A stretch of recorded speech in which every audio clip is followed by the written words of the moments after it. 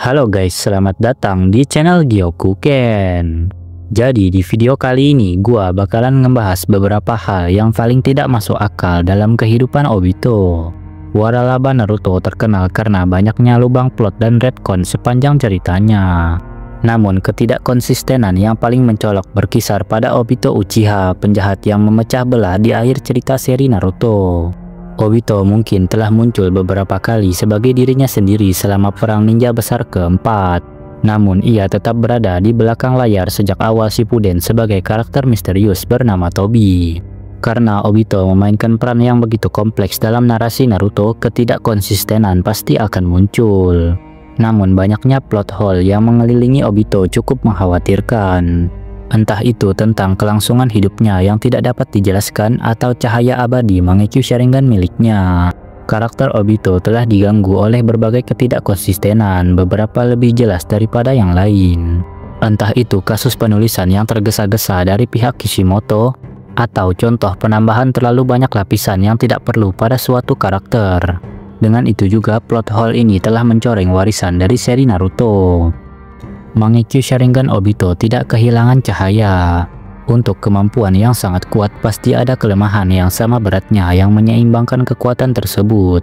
Untuk kekuatan Mangekyo Sharingan, salah satu dojutsu terkuat dalam seri Naruto, kelemahannya sebagian besar berkaitan dengan kehilangan penglihatan seiring berjalannya waktu. Semakin sering Mangekyo Sharingan digunakan, semakin banyak mata yang akan kehilangan cahayanya yang berakhir pada kebutaan total. Setiap pengguna Mangekyo Sharingan telah mengalami kelemahan yang melumpuhkan ini, dengan Itachi yang menjadi buta tepat sebelum kematiannya. Di sisi lain, Obito tampaknya telah menghindari kelemahan ini sama sekali. Sejak awal kemunculan pertamanya sebagai Tobi hingga kematiannya dalam perang ninja besar keempat, Mangekyo Sharingan milik Obito tetap aktif secara terus-menerus. Tampaknya ia telah berhasil menghindari sebagian besar dari kelemahan Mangekyo Sharingan. Baik itu pengurasan cakra dojutsu yang melelahkan atau ketegangan mata dan kebutaan yang melumpuhkan akibat penggunaannya yang berlebihan. Oh iya, Kakashi memiliki Mangekyo Sharingan yang sama dengan Obito. Namun Kakashi mengalami ketegangan mata dan penglihatan kabur setelah penggunaan terus-menerus. Perbedaan ini mungkin saja disebabkan karena Kakashi merupakan bukan keturunan langsung dari klan Uchiha. Dan juga dapat diduga bahwa sel Hashirama memungkinkan Obito untuk menggunakan Mangekyo Sharingan tanpa batas. Cahaya abadi dari Mangekyo Sharingan milik Obito masih menjadi lubang plot karena serial tersebut gagal menjelaskan keanehan ini. Obito menghindari penglihatan Byakugan. Identitas asli Obito tetap menjadi titik plot utama untuk sebagian besar Shippuden. Topengnya memungkinkan dia untuk pertama kali mengambil peran sebagai Tobi dan kemudian mengenakan fasad sebagai Madara Uchiha. Sementara wajar bagi sebagian besar shinobi untuk tertipu oleh topeng Obito. Namun satu set shinobi tertentu seharusnya dapat melihat langsung kebohongannya. Dilengkapi dengan Byakugan, anggota klan Hyuga dapat dengan mudah langsung melihat topeng Obito.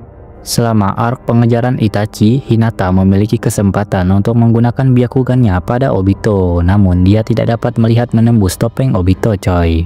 Jelas bahwa Byakugan dapat merasakan berbagai jenis cakra bersama dengan dojutsu unik di balik topeng Obito. Ini disaksikan selama pertempuran Ao dengan Danzo, di mana ia mampu merasakan Mangekyo Sharingan milik siswi di mata Danzo. Demikian pula Hinata harusnya dapat menentukan bahwa karakter misterius bernama Tobi memiliki Mangekyo Sharingan di satu matanya. Agar plot dapat berlanjut, Hinata atau anggota klan Hyuga lainnya tidak pernah dapat melihat melalui topeng Obito. Meskipun merupakan lubang plot yang agak kecil, contoh ini menunjukkan bagaimana detail rumit terlewatkan oleh Kishimoto di seluruh seri Naruto. Obito selamat setelah tertimpa batu. Bisa dibilang plot hole paling kontroversial seputar karakter Obito adalah tentang bagaimana ia bisa bertahan hidup.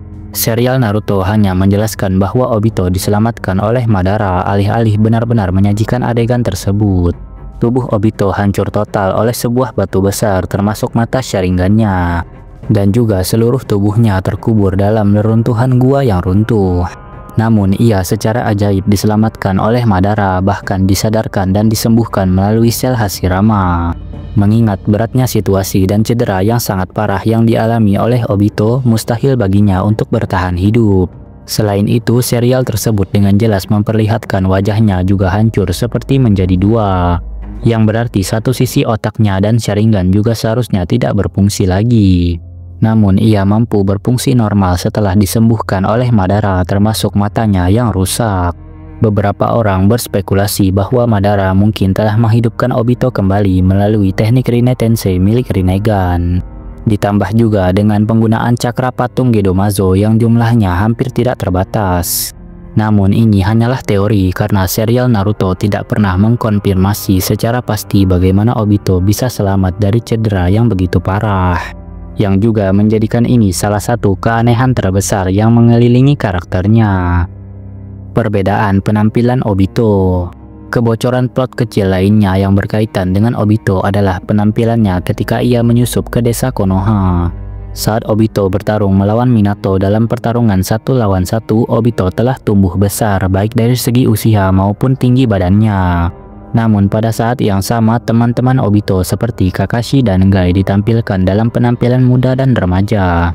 Meskipun menjadi lubang alur cerita yang agak kecil dibandingkan dengan banyaknya ketidakkonsistenan yang telah mengganggu karakter Obito, penampilannya masih merupakan bagian dari integral dari narasi. Akan tetapi alur ini gagal membedakan Obito remaja dengan dirinya yang lebih tua. Namun kalau kita kembali berteori secara liar, bisa saja tubuh besar ini dihasilkan dari penggabungan dirinya dengan guru-guru. Patung Gedomazo hanya perlu sebagian kecil cakra. Pernyataan perang Obito terhadap 5 negara besar adalah hasil keputusasaannya untuk memperoleh ekor 9 dan ekor 8 untuk rencana mata bulan. Namun kemudian dijelaskan bahwa bahkan sebagian kecil dari ekor 8 dan ekor 9 sudah cukup untuk memulai transformasi dari ekor 10. Hal ini menyebabkan Obito menggunakan tentakel ekor 8 dan juga cakra ekor 9 dari Kinkaku dan juga Ginkaku. Karena hal ini juga membuat seluruh perangnya melawan 5 negara besar menjadi sia-sia. Karena sebenarnya ia dapat dengan mudah memanfaatkan sumber cakra kedua binatang berekor ini untuk memanggil ekor 10. Sebaliknya, Obito akhirnya menyatukan seluruh dunia shinobi untuk menghentikannya. Jika monster berekor Naruto dan Killer Bee tidak pernah menjadi persyaratan untuk rencana mata bulan, upaya perang Obito sepenuhnya mubazir. Hal ini membuat seluruh perang ninja besar keempat menjadi perkembangan plot yang sia-sia coy. Jelas bahwa perang sangat diperlukan untuk memajukan plot cerita, namun retcon yang hanya membutuhkan sebagian kecil cakra monster berekor akhirnya meniadakan inti dari seluruh perang. Lubang plot ini akhirnya membuat Obito tampak seperti karakter yang agak bodoh. Karena sebenarnya dia hanya butuh sedikit tentakel dari Hachibi dan juga cakra Kyuubi dari Kinkaku dan juga Ginkaku, yang sebenarnya dapat diperoleh dari pertempuran kecil saja, dan tidak perlu mendeklarasikan perang kepada seluruh dunia. Oh ya, karena itu juga deklarasi perang yang sia-sia yang akhirnya mengakibatkan kekalahannya sendiri. Namun kembali lagi, ini hanyalah teori yang Mimin sampaikan kepada kalian semua. Kalau saja ada dari kalian yang bisa menjelaskan secara detail apa yang terjadi sebenarnya tentang hal-hal yang tidak masuk akal mengenai karakter Obito, silahkan kalian tulis di kolom komentar coy. Oh ya, kalau kalian juga punya beberapa hal lagi yang tidak masuk akal mengenai Obito, bisa kalian tambahkan sendiri di kolom komentar. Oh ya, Mimin mohon maaf kalau ada kesalahan dan kekurangan dalam konten ini. Dan juga terima kasih yang udah menonton sampai habis.